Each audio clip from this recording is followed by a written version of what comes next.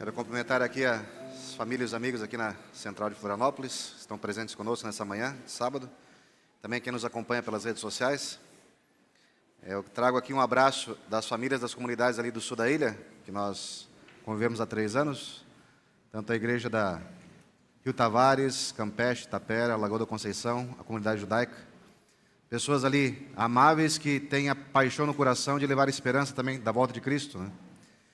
É comum quando nós visitamos as famílias ali, esses anos, de vez em quando, aqueles que estão mais tempo nas congregações, mencionarem a gratidão que eles têm pela Central de Florianópolis, que eles admitem e reconhecem essa dívida de gratidão, porque famílias daqui que saíram para lá, dedicando a sua presença, o seu tempo e recursos para levar esperança. E surgir naquelas comunidades, né? E nós somos gratos a vocês. Que Deus continue abençoando a cada um de vocês. E a nós também, para que a gente continue essa missão, né? Amém? Quero também cumprimentar e agradecer aqui o pastor Disseu e a Mailiane também, pelo convite. Que Deus continue abençoando a família de vocês. Continue sendo uma bênção, né? Como tem sido. Amém?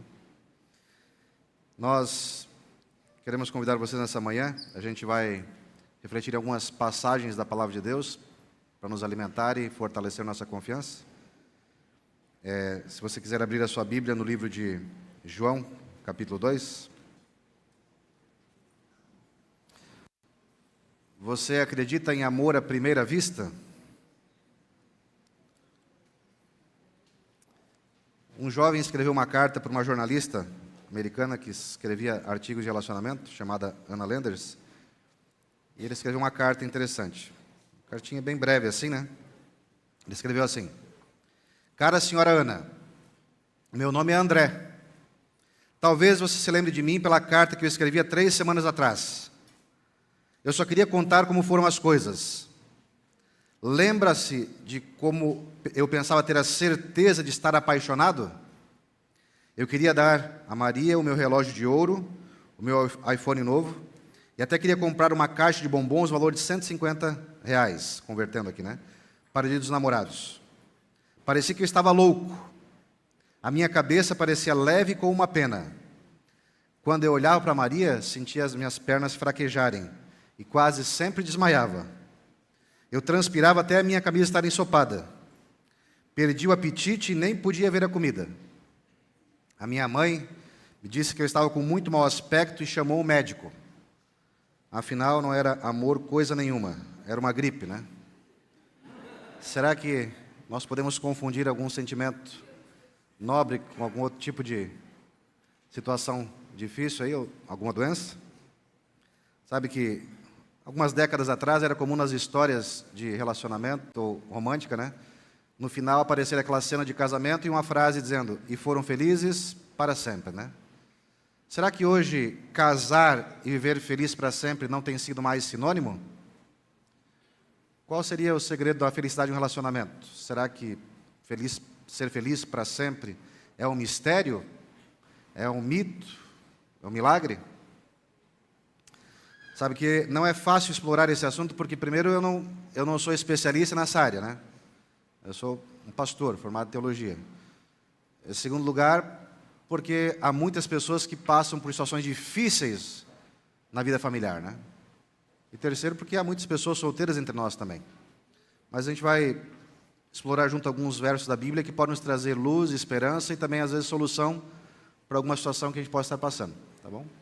Então, no Evangelho de João, capítulo 2, vamos ler aqui um texto que é conhecido. Convido você a fechar os olhos, vamos fazer mais uma oração. Nosso Pai Celestial, estamos aqui entre amigos, neste local de oração, e pedimos que Teu Espírito nos ilumine agora ao abrirmos a Tua Palavra. Que neste momento o Senhor abra a nossa mente para ouvirmos a Tua voz, eu colocar em prática os Teus ensinos, que possamos ser abençoados por Ti, para abençoar outras pessoas também. Em nome de Jesus, amém. Então, no capítulo 2 de João, na parte inicial do capítulo, ali existe o registro bem conhecido de que Jesus e a família foram convidados para uma festa de casamento na cidade de Caná, norte de Israel. E ali, naquele momento que acontece uma situação difícil, porque falta o vinho, a mãe de Jesus chega para Jesus e pede que ele ajude a resolver a situação. E aí pede que os responsáveis pela festa prestem atenção na orientação dele. E daí, diz o verso 6 o seguinte: estavam ali 6 potes de pedra que os judeus usavam para as purificações, e em cada um cabiam cerca de 100 litros. Jesus disse: encham de água os potes. E eles encheram completamente. Então Jesus disse: agora tirem um pouco e levem para o responsável da festa. E fizeram isso. E quando o responsável pela festa provou a água transformada em vinho, não sabia de onde tinha vindo essa bebida, né? Chamou o noivo e disse: todos costumam servir primeiro o bom vinho, quando já bebem muito, então eles servem o inferior. E aí conclui dizendo o seguinte: você, porém, guardou o melhor vinho até agora.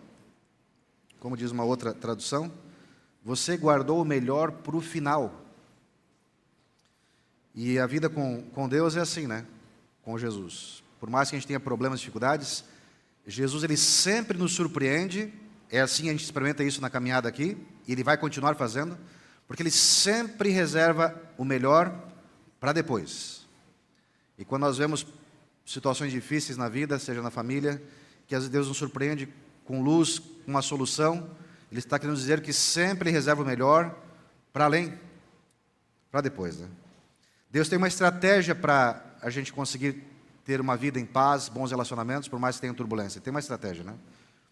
E eu vou relembrar aqui alguns versos conhecidos. Abra comigo Eclesiastes 4, verso 9. Eclesiastes 4, no verso 9, um texto conhecido que fala aqui: é melhor serem 2 do que 1, né? Claro, porque recebem um salário maior, né? Ai do que estiver sozinho, porque se ele cair, quem vai ajudar a se levantar? E aí no verso 12 fala assim, verso 12, Eclesiastes 4, 12. Se alguém quiser dominar um deles, os 2 poderão resistir. Porque um cordão de 3 dobras não se rompe com facilidade. Porque o número 1 é o número mais solitário que existe. E Deus, ele reforça para nós que pessoas que precisam de pessoas, essas são as pessoas mais felizes, né? Nós somos criados para nos relacionar, nós somos seres relacionais. É assim que Deus nos fez, né? Claro que Deus também nos lembra que uma pessoa ela solteira, ela pode ser completa e feliz. E Jesus demonstrou isso bem claro. Que você não tem que ser casado para ser uma pessoa realizada e feliz. Okay? Desde que você tenha bons relacionamentos saudáveis, uma vida útil de serviço pelos outros, né? Você pode ser uma pessoa realizada e feliz, okay? Com a ajuda de Deus. Mas Jesus também, ao criar o casamento, ele nos mostrou que nós somos criados para nos relacionar. Lá em Gênesis capítulo 1, verso 27, mostrando ali a origem da humanidade, Gênesis 1, 27, diz que Deus criou o ser humano à sua imagem, a imagem de Deus o criou, homem e mulher os criou. Então, quando Deus cria a humanidade, nós vemos o texto deixando claro que ele cria 2 metades, uma de cada vez, deixando claro para nós que nós precisamos de companheirismo. Ele é um ser relacional que procura a amizade. E nós somos criados com o mesmo perfil. Nós não fomos criados para viver de forma isolada. O livro de Provérbios fala que o solitário busca o seu próprio interesse, né? Isso não é sábio. Jesus mostrou que momentos de solidão é importante. Todos nós precisamos, Jesus também precisava. Ele dedicava momentos do dia e da vida para estar a sós com Deus. E nós precisamos disso. Mas vida solitária não é apenas, como Provérbios diz, ser tolice. É um sintoma de doença. Okay? Porque nós não fomos feitos para isso. Tá?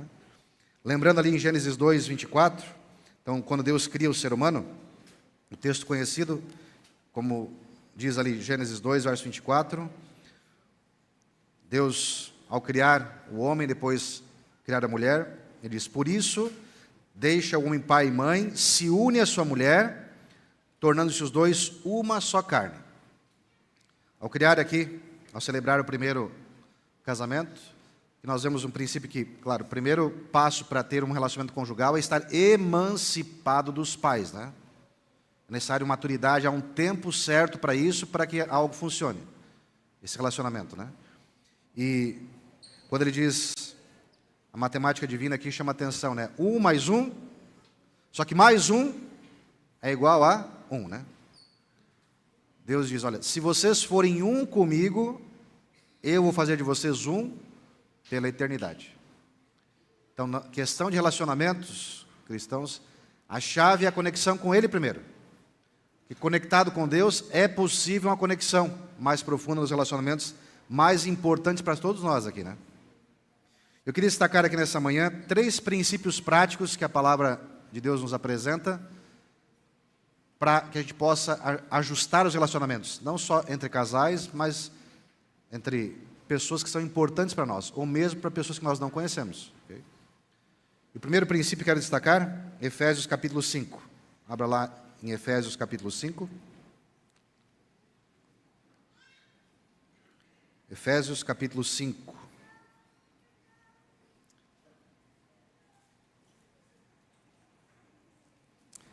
E o verso 25.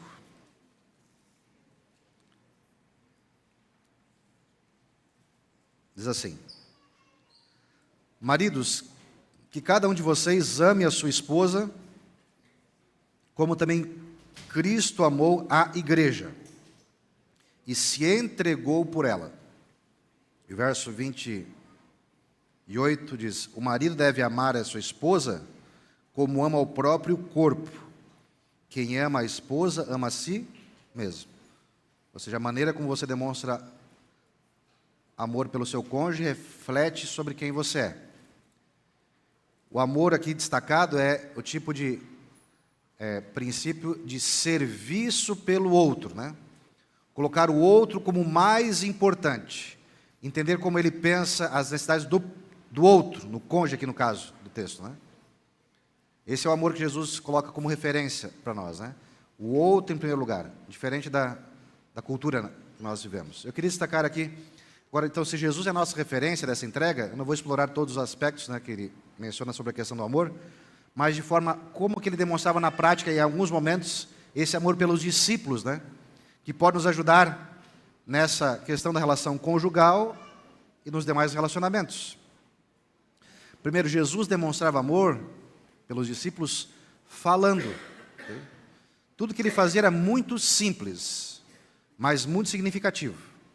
E trazia impacto poderoso. Que nós sabemos o poder que a palavra tem, né? A palavra de Deus e a nossa também.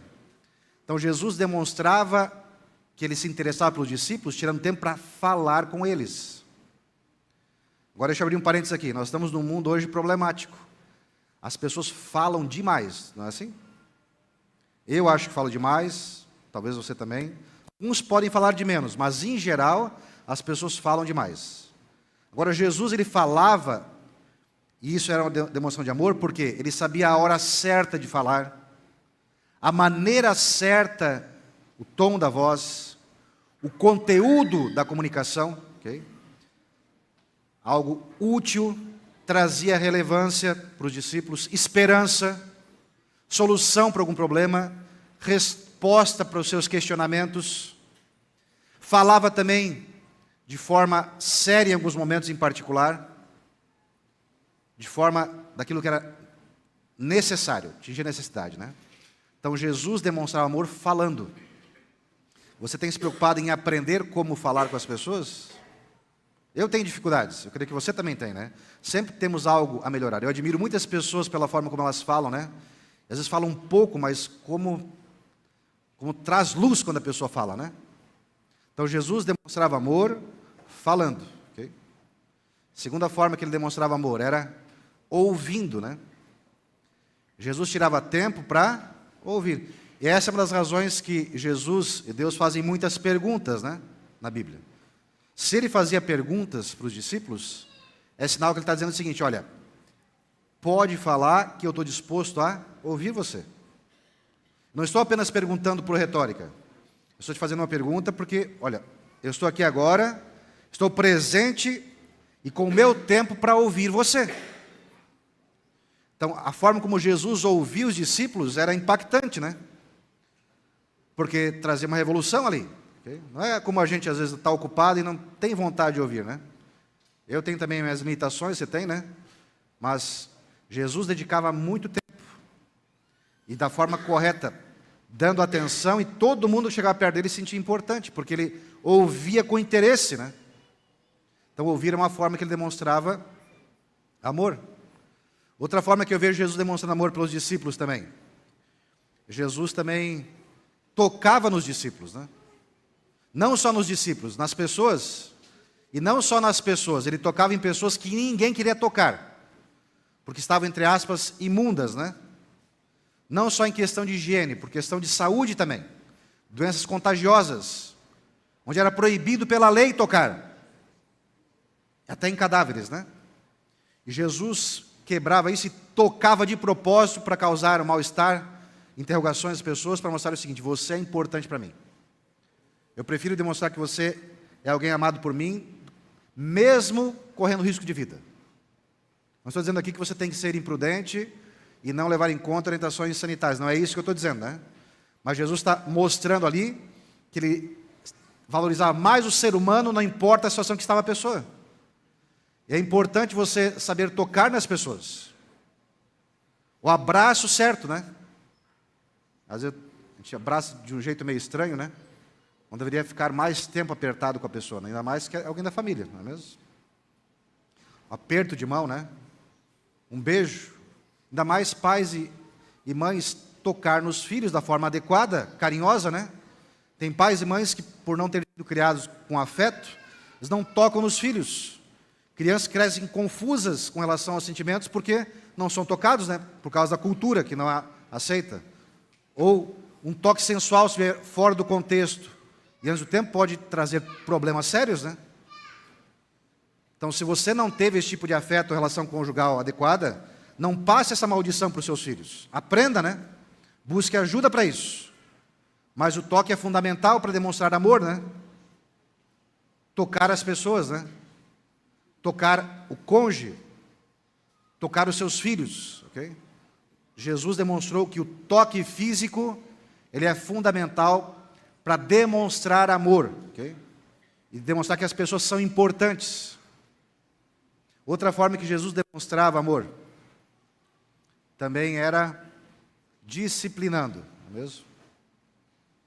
Colocando limites, deixando claro, né, o que era certo e o que era errado. Quando eu cheguei há 3 anos atrás ali no Rio Tavares, falei nos primeiros encontros com as congregações: olha, eu quero ser amigo de vocês, mas não tão amigo que eu não possa também ser o pastor de vocês, né? E aí falei também: olha, e eu também quero que vocês sejam meus amigos, da minha esposa, meus filhos, mas não tão amigos que vocês não possam nos pastorear. Ou seja, uma amizade real tem que ter limites no sentido de que você tem que ser amigo de verdade.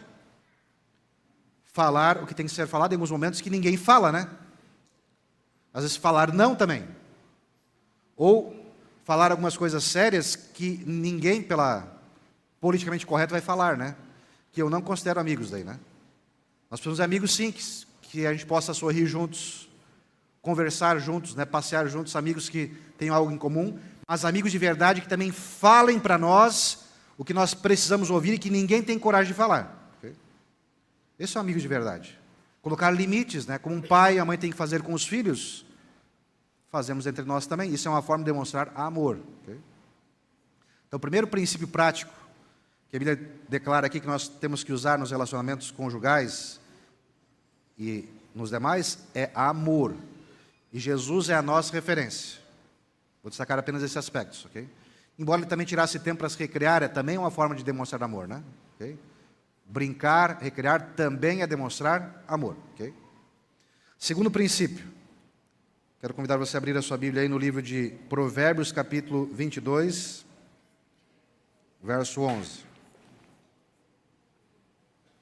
Provérbios 22,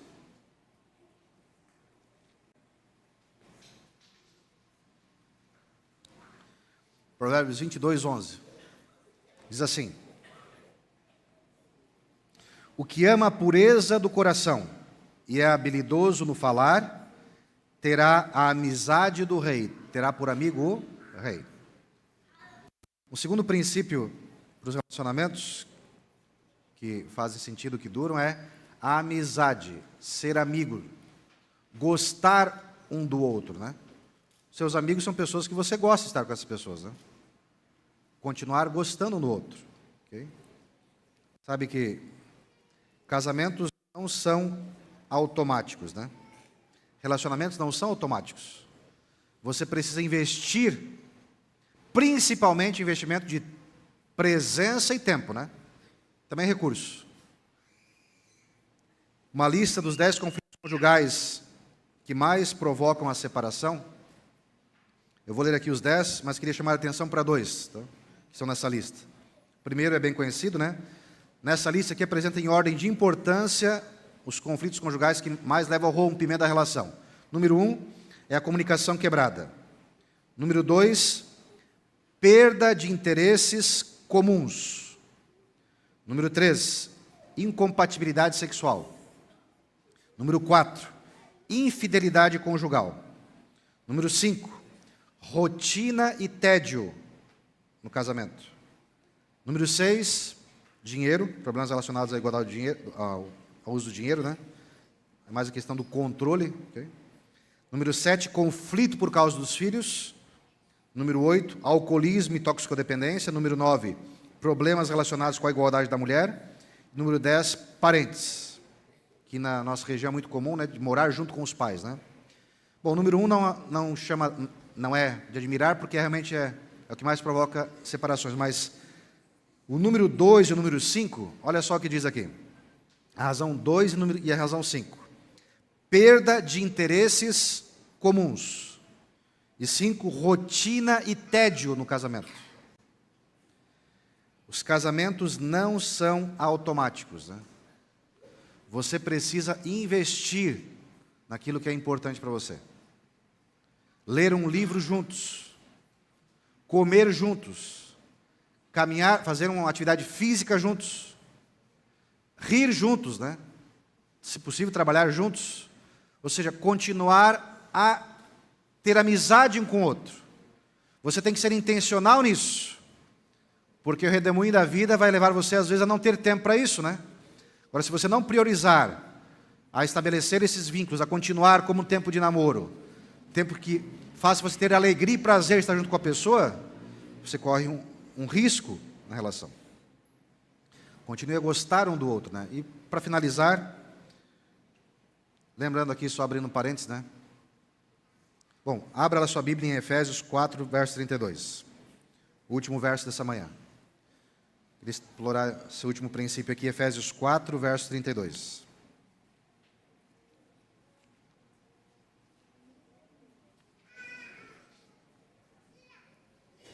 Primeiro princípio prático,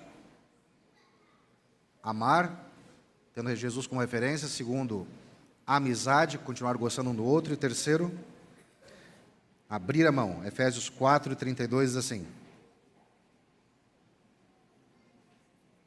pelo contrário, sejam bondosos e compassivos uns para com os outros, perdoando uns aos outros, como também Deus em Cristo vos perdoou.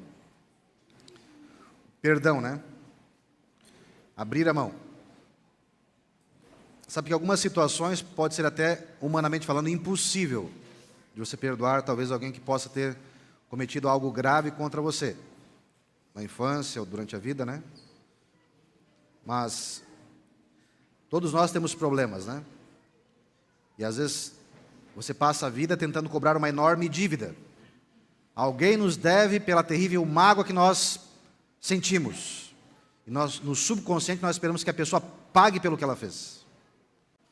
Mas quando Jesus coloca aqui como referência o perdão, ele está dizendo o seguinte, né? Que você tem que abrir a mão de tratar a outra pessoa como tratou você. E o perdão, nesse aspecto aqui, é a atitude que mais torna o ser humano semelhante a Deus. Porque realmente, humanamente falando, é impossível nós conseguirmos perdoar muitas situações, né? Então, para que isso aconteça, e quando isso acontece, isso é uma evidência que há um outro espírito atuando na sua vida, que capacita você, ao receber o perdão de Deus, conseguir liberar o perdão. Há casos e casos diferentes. Todos eles, em muitos casos, é necessário ajuda profissional. Mas, em última instância, é sempre a ação divina que leva a pessoa a conseguir liberar o perdão e fazer essa pessoa nascer de novo. Okay? O perdão torna você parecido com Deus. Veja, sabe, num artigo que descreve, chamado A Minha Vez, escreve a relação de um filho adulto, que descreve a vida dele na infância com um pai alcoólico. E ao longo do artigo ele vai descrevendo a amargura e a situação da vida dele na infância, né? E ele escreve assim numa parte: odiei o meu pai durante os primeiros 20 anos da minha vida. Já não o odeio agora. Compreendo, mas não o perdoo. Por isso, não continue a estender a mão, pai, à espera que alguém aperte. Guarda essa mão para ti mesmo, né? Veneno, né? Destruição. Anos e anos, a pessoa envenenada por uma situação, né? Veja, abrir a mão dos erros cometidos parece contraditório para nossos próprios interesses. Mas a maioria daqueles que nos machucaram e nos feriram são pessoas do nosso círculo familiar, né? Pais, irmãos, cônjuges, amigos. Tentar vingar-se apenas desencadeia um ciclo vicioso de retaliação. Ao longo do prazo, o perdão é a melhor escolha para quem perdoa e para quem é perdoado, né? Na cruz nós somos confrontados com o preço do perdão, né?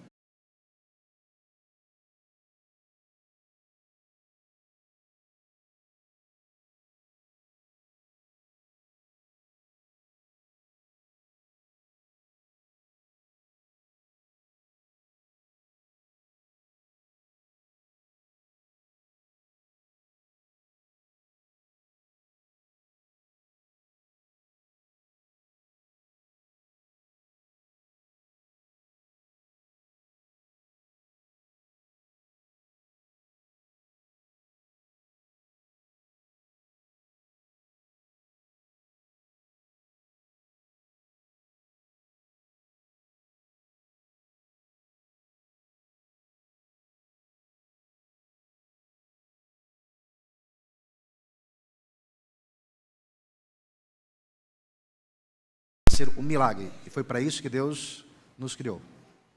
Em Jesus existe solução para os piores problemas. Amém? E que Deus possa fazer esse milagre em nós e através de nós, para que nós possamos abençoar as pessoas, como Deus disse para Abraão, né? Eu vou te abençoar e através de você serão abençoadas todas as famílias da terra. Você gostaria de experimentar o perdão e a graça de Deus para abençoar outras famílias que sofrem sem esperança?